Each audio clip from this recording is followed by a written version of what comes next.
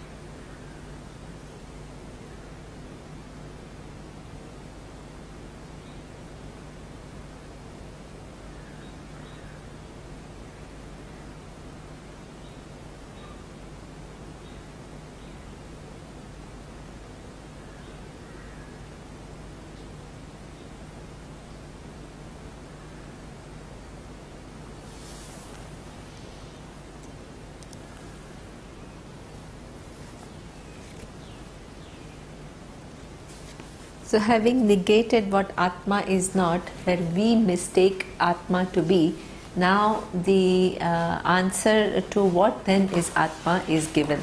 This is a very effective treatment, the unfoldment, because what happens is that if we don't correct what it is not, then you continue to have the existing meaning of within your framework, and then you try to superimpose something else that Vedanta says. So it's a very important technique to first negate what it is not. Now, just last time when I was talking about this Anandamaya, Dustin made this comment about the fact that sometimes it's not just the presence of a physical object which makes us happy, but also just sometimes you recreate that happiness by using your memory to think about a situation which brought you happiness, and you continue to relive in your mind in order to feel happy, which is true. So the point here, what we have to understand is, yes, it is true, but it still is true that we are interested in our happiness, and that happiness either we create through coming in contact with an object, which actually is nothing but a vritti. When there is a seeker sought resolution, there is a subtle vritti which then leads to happiness. Or even when you re-bring or to bring to your memory some events of the past, it is exactly the same. Okay? You're using your mind. The memory is one of the functions of the mind, which is in form of a thought. So you think about the thought is at present, but the subject matter of the thought is that of past, and you bring that thought, and then that gives you some happiness. And that is again, you actively bring whatever is stored in your memory to a conscious state at a given point in time, and that goes away. So that is exactly the same, that even though it is memory based, it comes and it goes. So therefore it is something that I know the absence of it before it comes, I know its presence when it is there, and it lasts only for a finite period of time, and then it goes away. So the even though the technique of getting that happiness is different, it still is true that it is not I. Okay. Now the other thing which is very important, because that brings me to make one understand different techniques that we all follow in the name of enlightenment, okay, or in the name of self-realization. So what some of the common things that we do is, to try to resolve the mind. So that means to have some kind of a state of mind which is quiet, or which is something which is not agitated. And that is again some kind of a subtle manipulation of either having a certain type of vritti, which is a thought which was not there before, and I'm bringing it now as a result of my effort, and it is going to last for a while, for a finite period, and then it is going to go. So the same logic applies. Any process of doing something and producing a given experience, whether it is an experience of quietude or some other experience which is a not ordinary experience where you see some blue light or you see something extraordinary. It is something which has come into being at a given point in time. It was not there before and it will go away, and that is one of the experiences that you objectify. So anything that you objectify which is born, okay, is something which is not I. And once that clarity is there, even in meditation, then for example, what do people try to do? Either they try to experience some state which is extraordinary, or totally seize the mind, okay, and have some kind of a thoughtlessness. And that thoughtlessness also is not I, because as I had said earlier, if silence was I, thoughtlessness is considered, it's called silence. Okay. Now silence, if silence was I, how long does it take before a thought to emerge again? Nobody can stop. You can stop your thought process for half an hour, 1 hour. If you're a big yogi, maybe 2 hours, 3 hours. But mind's nature is such that you can. It's impossible to stop your thoughts. Okay. So therefore, even if you have thoughtlessness, it is going to re-emerge again. A thought is going to come, and anything, whether it is a prolonged for 15 minutes or 2 seconds, the principle is that it was not there before, it came into being and it will go, and therefore it is not I.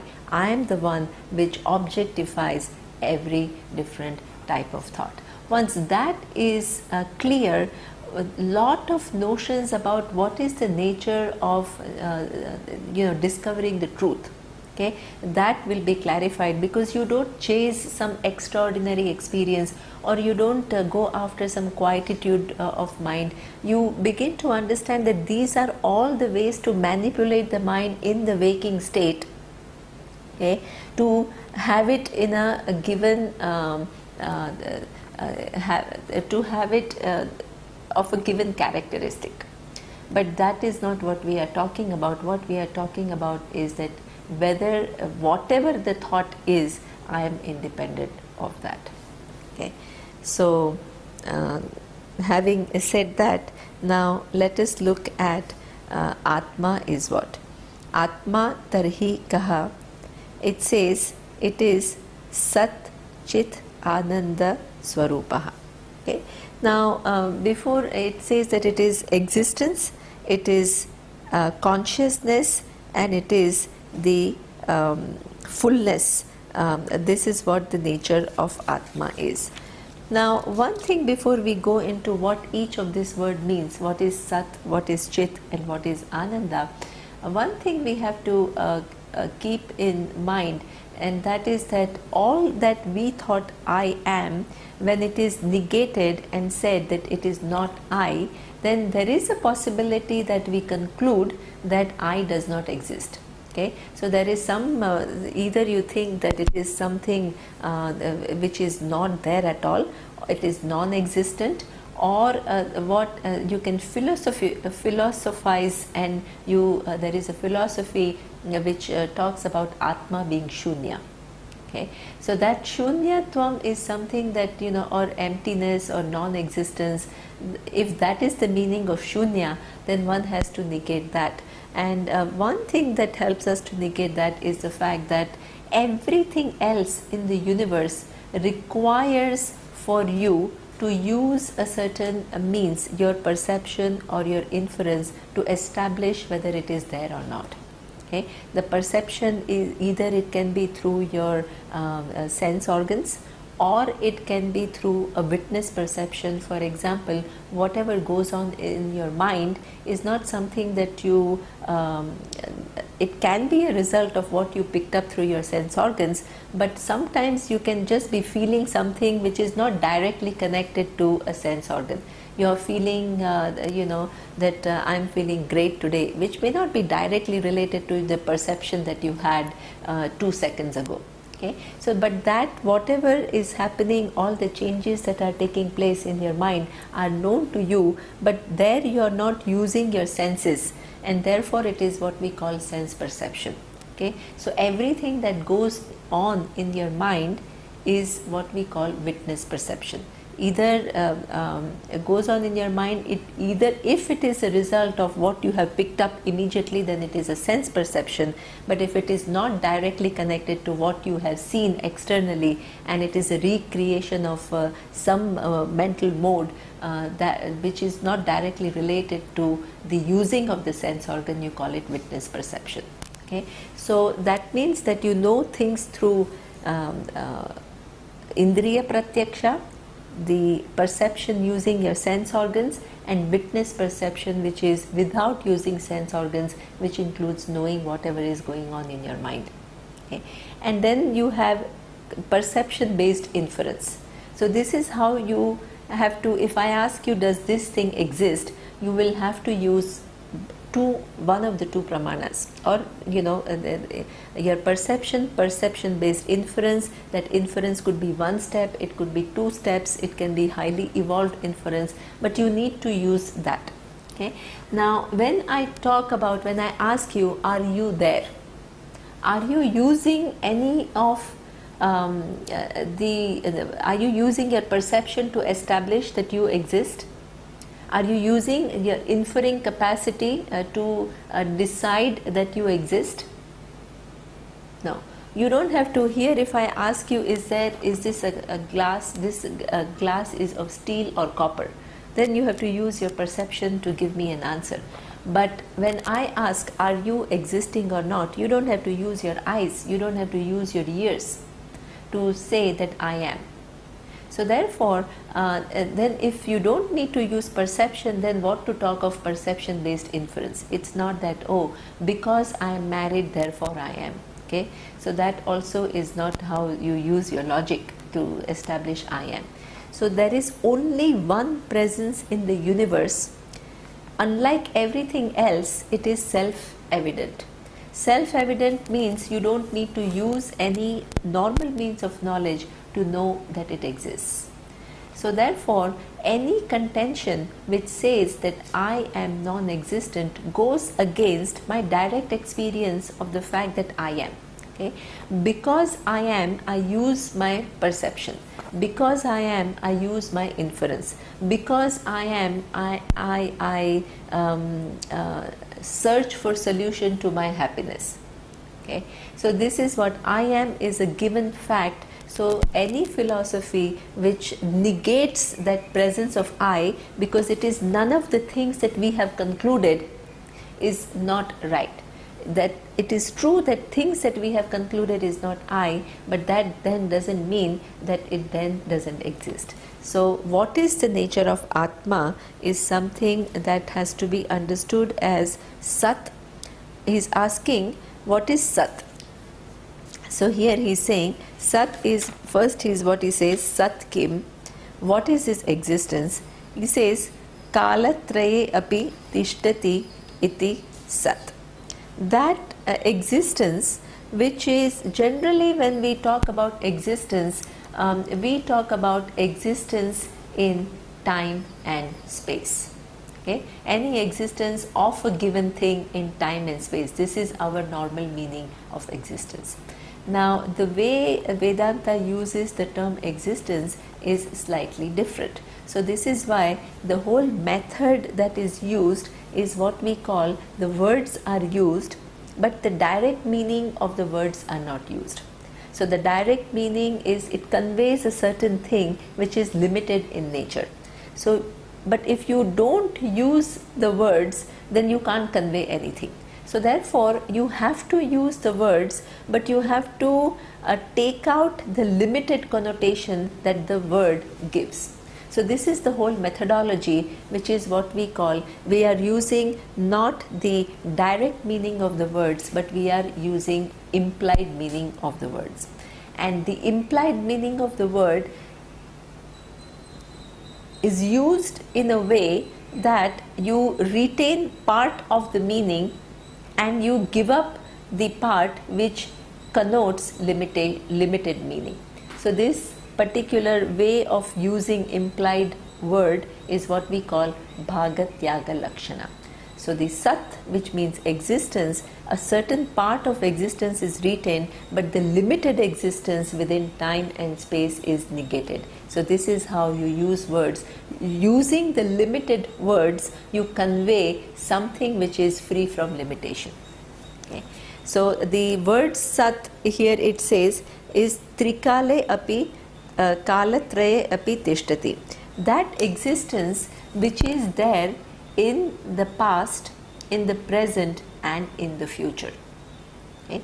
So if you know that the body is something which was not there in the past, it is there now, but even while now it is there, it is constantly changing. If you look at the minute cellular level, it is they are getting dead. Every day there are cells which are gone and new cells are generated. Okay. But at the same time, in the present you can say it is there, and obviously in the future it is going to go. So this is not what existence, when we talk about I existence, we are not talking about the existence of the body. Okay. So how do I understand that the existence that I am? Okay. Now that which is true at all times. Okay. So first we have to understand that this whole concept of past, present and future, if you really look at it, the past is actually was present when it was going on. Okay. And the future is also going to be present when it actually happens. And the present is present. When I think of the past, the thought is present thought. The subject matter is that of past. Okay. When I think about future, the thought is at present, the subject matter can be future. Okay. So that means if you really talk about time, these so-called past, present and future actually is nothing but present. Now the question is, if it is the present is really the time, then what is present? So then we have a certain way of looking at the time. We generally measure the present whatever through certain units. So we have what we call, the present means now, the hour, 4 o'clock. Okay. So 1 hour, if we say is present now, then 1 hour is actually nothing but 60 minutes. Okay. So therefore 1 hour is just an arbitrary name. We talk about this 1 hour, when 60 minutes happen, we give it a new name called 1 hour. Okay. Now the 60 minutes are also, 1 minute is nothing but 60 seconds. So this 1 minute is also arbitrary name. When 60 seconds complete, I give it a name called 1 minute. Okay. Then when I look into the 1 second, I again can divide it further into microsecond and then nanosecond, and it just goes on and on and on. So now you cannot come to the final unit of time at all, because you can just keep on dividing it further. So now the question is that there is a presence, okay. Because of the presence of something, then you are trying to have a concept of time. The presence is something which is not subject to time, but because there is a present, you use the unit called time or a concept called time to have a certain transaction in it. Okay. So that sat, which is what is indicated here, being the very truth of time on which the very concept of time is superimposed, it is free from time. So this is what we call sat. Okay. And that sat is something which is not only there as a truth of time, it is the truth of every object also. Because just as when we look into the time and we break it down, then we find the presence first, okay, based on which the very concept of time is superimposed. Same thing happens with reference to objects. But before I go into objects, I want to highlight one important fact. Generally, when we break the time down, 1 hour, then minute, second, microsecond, nanosecond, it may seem to me that there is an existence which is below, underneath, which is a substratum where all the entire time is superimposed. But what I have to understand is that this existence is not only the very basis of the concept of time, but any unit that when I think of, there is that existence very much there. When I say hour is, that is the existence. Minute is the existence. Second is the existence. So the existence is something which is in and through every unit, and at the same time it transcends every unit. So this is how one has to understand, so that one doesn't get misled by what is the nature of the existence. Otherwise it may seem like there is this whole vast universe and there is some existing which is the substratum of the universe, which is independent of everything else, or everything else is independent of that existence. So we are not talking about that. It is in and through everything. Nothing can exist without that existence, but at the same time that existence always transcends the time. If you look at the form now, let us come back to any given form. So you have a form of, let's say, table. So the table, this table is nothing but wood. The wood is nothing but it comes from the trunk of the tree. The trunk is nothing but some molecules and cells, particles, okay, and the subatomic particles. So this is how it just basically goes down. There is forms within forms within forms, and then you can't find a final form. So here again we say that there is an existence, which is the basic existence upon which all these different forms are superimposed. And where is that existence? That existence totally transcends all the forms, its nature, but it is at every level. When I say the table is, the existence is there. When I say the wood is, the existence is there. When I say the trunk is, the existence is there. When I say the cells, the cell is, it is there. When I say atom is, it is there. When I say particle, it is there. So is in and through everything, and there this object is actually, you can look at it from different perspective. On one hand you will see a very tangible table where you can put all these different mats, you can put the glass and everything, but it's not that below is something where there is atoms and particles. Where there is table, there exactly where there is wood, and where there is wood, there exactly. So in fact, on one hand, if you are a quantum physicist, you will say there is nothing but space and all few subatomic particles just running around. Same. It's at the same place, it is not at some other place. Okay? So therefore, and everything, all these different forms simultaneously are superimposition on one existence, which is already free. Because it is already free from all these different forms, it can simultaneously appear in all these different forms. Because if that existence had a particular characteristic, it cannot then be something else. Okay? But because it is free from any attributes, it can as though appear with all these different attributes. And intrinsically, while intrinsically being free, it as though appears in all these simultaneous forms which make what we see as an object. Okay? So this is what we mean by existence. Now, since the inquiry about is about the nature of I, we have to understand that just as the table, what we think to be I is this physical body, then it is exactly the same as table. Okay, so therefore first of all, what we call body itself is itself is nothing but different parts put together. So you have hands, hands are not body.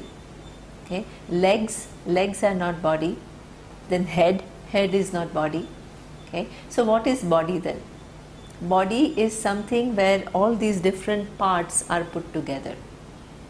So that means that body is just a name that we give when different parts are put together.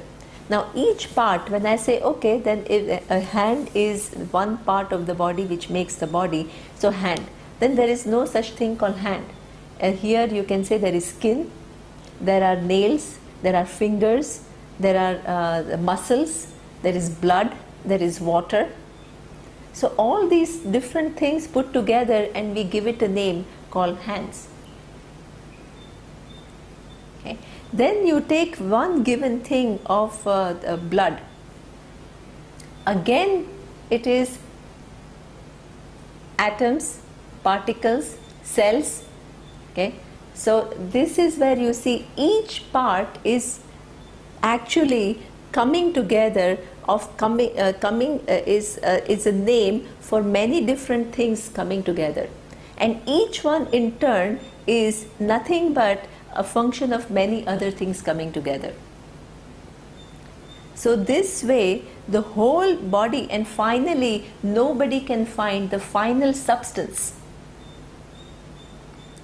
which is the very basis from which all these different forms come about and arrange themselves in a highly complex manner to create a thing called body.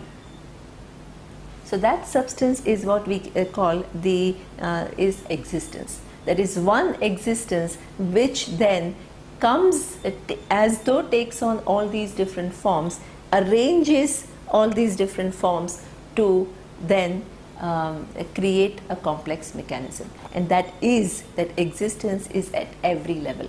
Body is, hand is, nail is, blood is, muscle is, water that is in the body is. Okay, so that is in and through. So that existence that I am is not something which I have to look for that existence anywhere. I am not the body, but I am that existence which gives rise to the body. Okay? So that means I am very much present as existence. So it's not that I have to find myself away from physical body.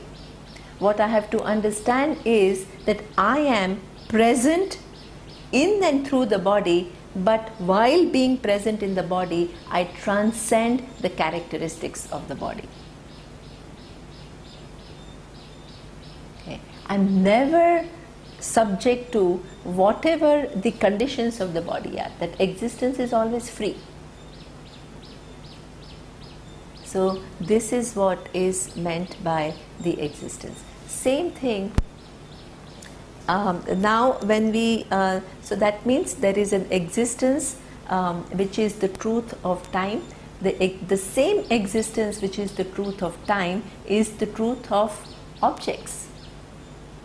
Okay. As we have seen, the truth of the table, truth of body, and that table and body represents the entire universe.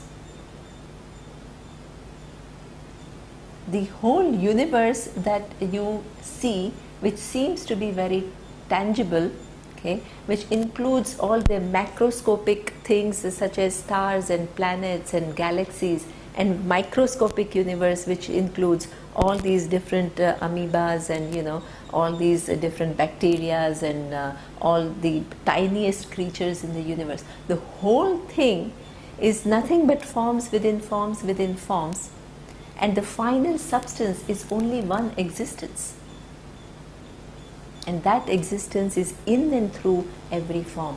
But while being at in every form, it never takes on the characteristic of any form at any given point in time. And how many existences are there? Can you say that there are different pockets of existence? When I take myself to be a body, I think that I am one existence here and there is some other existence over there. But when I talk about the existence which is the truth of time and truth of every object, how many existences are there? There is only one. You can't have two. How will you qualify that existence as being different from some other existence? If you say that there are two different existences, then what? One has a given characteristic and the other one has a different characteristic. This is how you say there are two existences. But what we have done is we have freed this existence from all forms of characteristics. And the characteristics are only as though they are just forms within forms. So there is only one undivided existence, which is something that the forms keep changing. The forms in the past have gone, new forms have emerged, totally new forms will come in the future. That whatever forms come and go has absolutely no bearing on that existence. It is always free. So therefore you can have a stone age where the world and universe is very different, and you have this modern age, the information age, where the world is very, very different. And maybe in few years the world, there are so many technologies which are emerging, and once they become functional, the world will again undergo major changes. But whatever changes take place of the past, present and future has no bearing on what it will do to existence. It is always free from any characteristic. The next word, that this Atma, when you say it is existence, it may give the feeling of that it is an existence which is like an inert existence. Okay? So in order to negate this understanding of some inert existence which is pervading everything, the second word of who you are is used. Okay? So the second word is what we call Chit. So he is asking Chit Kim. So here he says Gnana Swarupaha. The Chit is what we call consciousness. Now the consciousness that so that existence is consciousness. Okay? Now if existence is only one, undivided, then, and the consciousness is that existence, right? Then how many existence, how many consciousness you should have logically? You can have only one. You can't have many, because that existence is consciousness. Okay. So you can have only, there is only logically, there can be only one existence, which is that consciousness from which the time, space and every object comes about. How do I understand that? Okay. So first let us start, because it is the nature of I. The I is, the place where the consciousness is directly available to me is in my mind, as a self-evident I, as I. Okay. There is no place in the universe where you can find consciousness as an object. You can't put it under a microscope and find it as, oh, this is the consciousness. Consciousness is never found as an object, yet everybody knows that there is consciousness. Why? Because it is again self-evident. It is self-evident to me. I know the presence of consciousness. But I know the presence of consciousness, but due to avidya, ignorance, I take that consciousness to be confined to this given body, mind, sense complex. Okay. So I don't know how far the science has gone, but yesterday Swamiji was talking about the fact that science takes consciousness as epiphenomena. And epiphenomena means that when the brain comes together it creates a certain condition which actually creates consciousness. Okay? But here what we are talking about is that it is not a product. Consciousness is not a product of many different things coming together. It is the very basis of the whole universe. Okay? So here we have to understand how, let us look into what, when Vedanta uses the word consciousness, what it means. Okay? It says that this consciousness being Sat, Sat is that which is existence in 3 periods of time. Consciousness also should be something which is existent in 3 periods of time and in and through everything. Okay? So that means if you look at the world, you can divide the world to understand really that the consciousness is present everywhere. You can divide the world in 3 categories. One is the knower, the other is object of knowledge, and the third is what we call means of knowledge. So when I talk about, generally we think consciousness is only the knower consciousness. So that self-reflective capacity in the brain which enables me to figure out things. Not only I can see things, but I know that I can see things.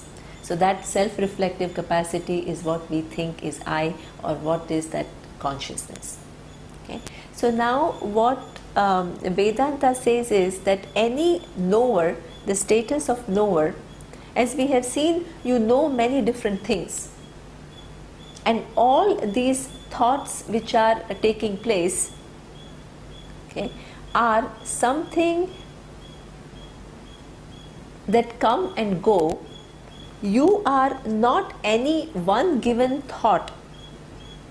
Okay? You are the consciousness because of which all the different thoughts are known to you. So therefore, consciousness is the very truth of the knower.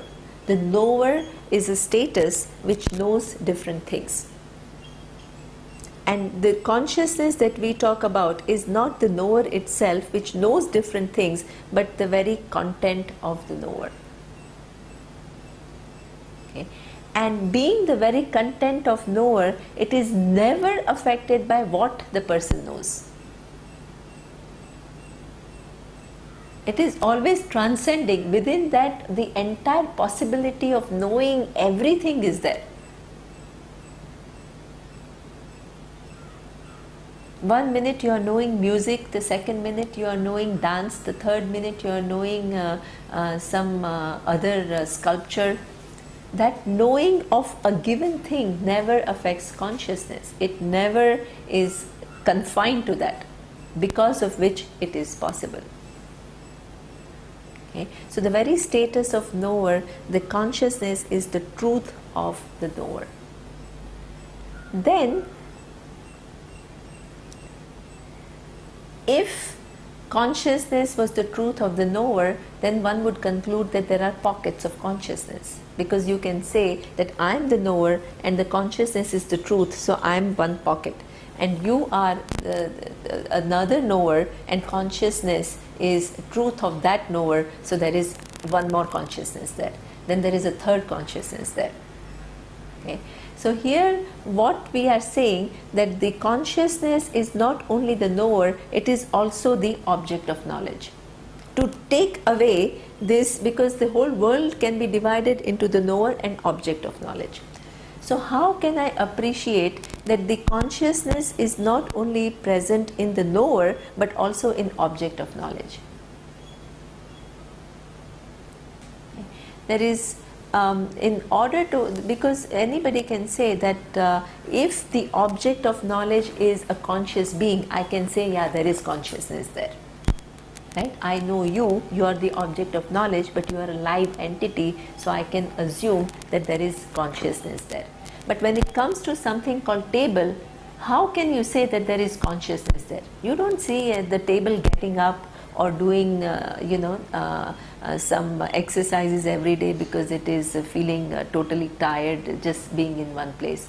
So there we assume that there is no consciousness there. Okay. So here Vedanta differs widely. It says, it goes back. it goes back to saying that this table is actually nothing but, you know, the wood and then atoms and particles. And then it brings in one more fact.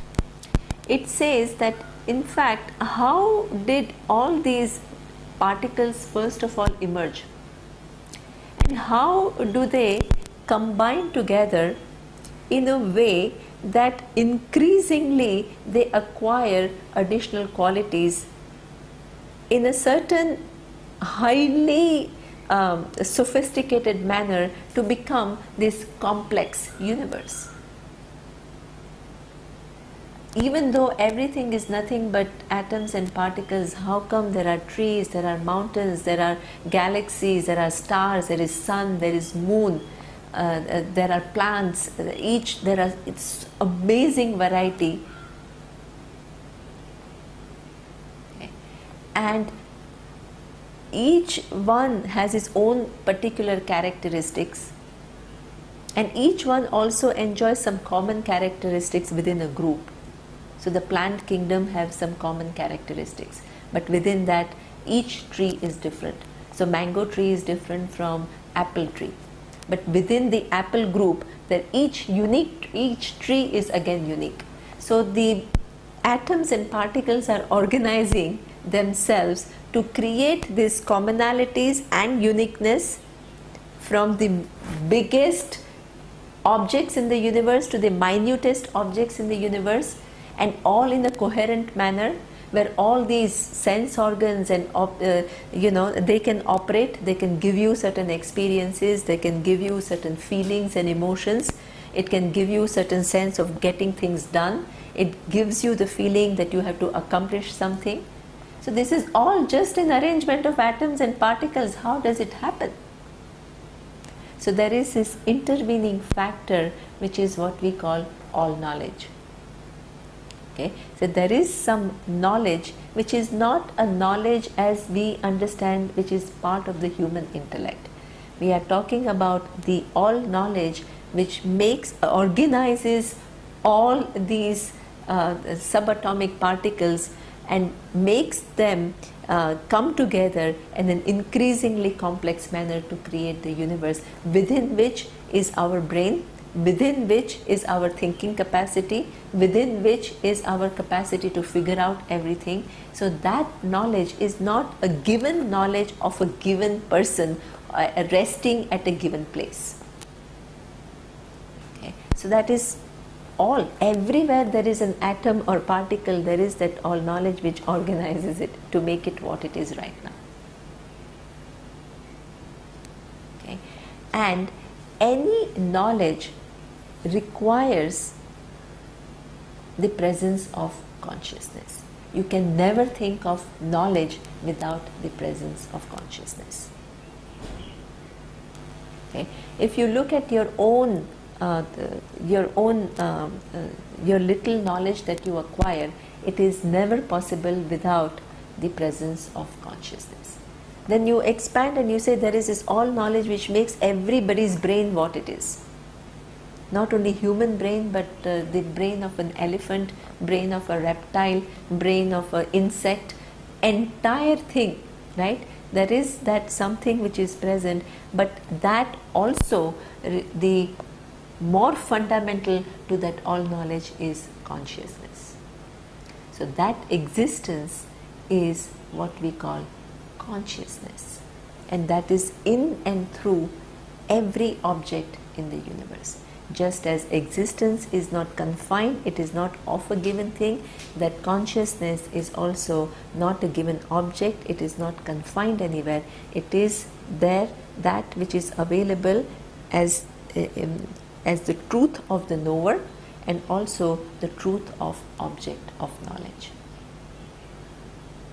The way it is available to the knower, it is as self-evident I.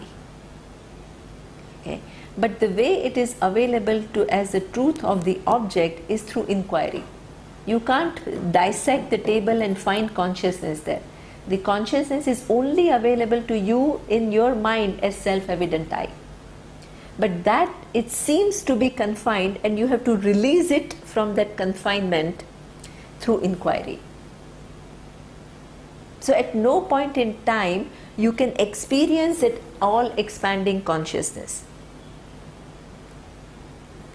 Okay? Don't think that when the person is wise, the consciousness is, becoming like all expanded. The setup of the universe is such that the consciousness is only available to you in your brain as self-evident I, because of which you make the mistake it is limited, and through inquiry you have to release it from limitation. Just like the scientist, after recognizing that it is nothing but mostly space, will still see the table. The vision does not change. It's not that the scientist will start seeing only the empty space and a few things running around there. Scientists, like everybody else, will see the table, but what the person understands is a lot more. Or with reference to the consciousness, here you can understand with reference to the space. Okay? So that means that this is what we call glass space. And this space seems to be confined by this presence of this glass, which has these particular dimensions. Now upon inquiry, what you understand is that the glass never cuts the space, it never actually confines the space. The reality is that there is one undivided space in which the glass exists. So what you think is a particular thing here, so when I move the glass from here to here, has the space moved? The space has not moved, the glass has moved in space. So what seems to be a confined space here is actually always free. When I move the glass, it is as though freed, but it was always free. And now this has become glass space, but there is no particular glass space at all. Similarly, the consciousness seems to be confined here or confined there or confined there, but it is always free. It is in and through everything, every object. So when I move from here to here, the consciousness doesn't move. It is the physical body moves.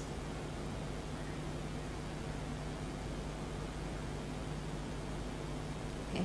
So, and then this physical body can go, nothing, the consciousness doesn't go away. So it is there in the past, it is there in the present, and it is there in the future. Itself is free from every attribute. But because of its presence, all these as though attributes which constitute the universe come about. Okay. So that is what we call consciousness, that is Gnata, the knower, and the object of knowledge. Then the third thing which also the consciousness includes is what we call the means of knowledge. As I had explained earlier, what is a means of knowledge? That is the knower knows a given thing. Okay? So during the lifetime we know hundreds of things. So the process through which you know any given thing is what we call vritti jnanam. Vritti jnanam is what we call the thought that occurs in your mind. That is what you recognize, and this is how you know things. So as if you see the flower, the physical, and you know that this is rose, the physical flower doesn't enter your brain. What actually happens is that the eyes capture the flower, it sends the signal to the brain creates an image in form of a mental thought, which corresponds to the physical object outside, which is what we recognize that image and we say, oh, this is flower. Okay. So this is what we call vritti jnanam. Every knowledge, even if you think about something very abstract, it is the same process. The teacher is trying to convey certain conceptual things in a class of mathematics, and you create a mental image of what the teacher is saying, If what you have created as a mental image is corresponding to what the teacher is conveying, then this is what we call knowledge. If what you have created is not in keeping with what the teacher is saying, then there is some either partial understanding or there is some error. Okay? And this is why we have exams, because at the end of every semester then the teacher wants to know how much you have understood, whatever is communicated, what has gone in and how much of it is accurate. Okay? So this is what we call the means of knowledge. So that means that consciousness is also the truth of the means of knowledge, because every thought cannot exist without the presence of consciousness, whereas consciousness is completely independent of any given thought. Being free, it can know one thing at one time and know something totally different at another time. Nothing sticks to it. Okay.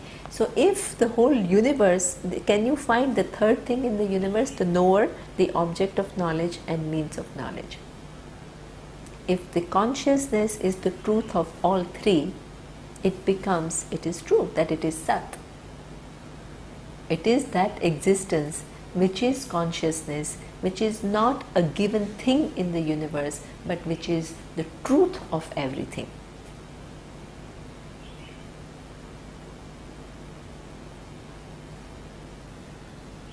Okay. So that is what is meant by the Chit. One thing, and then the next, what is this existence and consciousness? If you think that it is by any chance limited, then it is said that it is Anandaha. It is Sat Chit Anandaha, and it says what is Ananda? Fullness. And it says Sukha Swarupa, which we will talk about in the next class. But before I end, I just want to make a small note that these words Satyam and Gnanam and Anantam, or Satchit Ananda, are not adjectives. Okay? Generally the adjectives are used to distinguish one object from all the other objects of the same group or jati. For example, if there is, if you go to a garden and there are many lilies, okay, and I want to point out one given lily to you. So then if I just say lily, then you will not know which lily I mean. So then what I will do, I will use an adjective. So I will say blue lily. Okay. So that means from all the different lilies which are white and pink and blue, you will eliminate all the non-blue lilies. So you have already done one set of elimination. Okay. Then I say that, but still there are quite a few blue lilies, but you want to know which one I am talking about. So I will use the second one, which is big. So that means there are few blue lilies which are small, so you will eliminate those. Then you will have a few very less lilies remaining which are blue and they are big. Then I will use the third adjective, big, blue and fragrant lily. So that means the other lilies which are not fragrant are again eliminated, and you now understand what I mean when I say the lily. Okay. So that means what is the adjective doing here?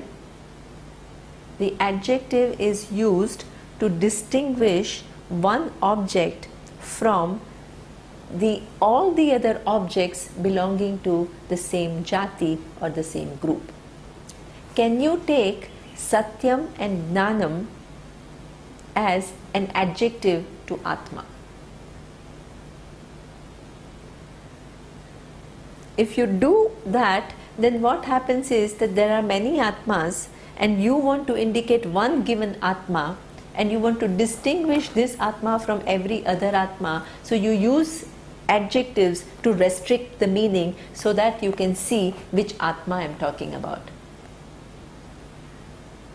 It is like saying, among these men, look at the tall, dark and handsome man.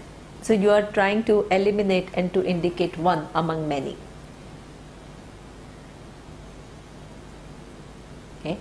These words are not adjectives because we are talking about that which is only one, without any second, which is the truth of time, space, which is the truth of every object, which is present.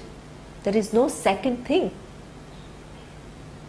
Everything else has its existence in that.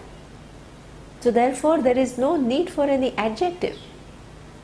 So these words is what we call, they are defining words, they are not adjectives. Okay. So this is how it's very, very critical to see, because otherwise Satyam, and you think that there is one Atma and it has three different adjectives, and that will distinguish one Atma from the other Atma. So this is not what it is. These are words used to show you what Atma is. Okay? And the last word of Ananda we will see tomorrow. Om Purnamadav Purnamidam Purnat Purnamudachyate Purnasya Purnamadaya Purnamevavashishyate. Om Shanti Shanti Shanti. Om Shri Gurubhyo Namaha. Harihi Om.